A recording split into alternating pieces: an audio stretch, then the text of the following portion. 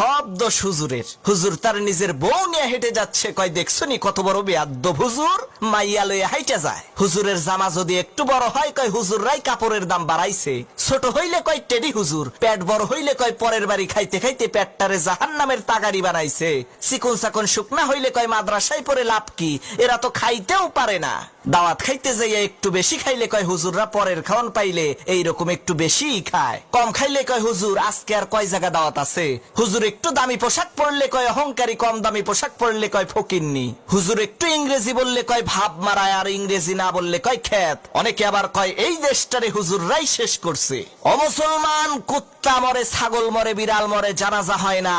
এই বাংলার জমিনে যদি ওলামা একরাম না থাকতো, তোমার মরণটাও কুত্তার মতো জানাজা ছাড়া হইতো। আরে তোমার বাপ মায়ের বিয়েটা যদি হুজুর না পড়াইতো, তাহলে তো তুমি হারামজাদা হইতা, নাজায়েজ জারজ সন্তান হইতা।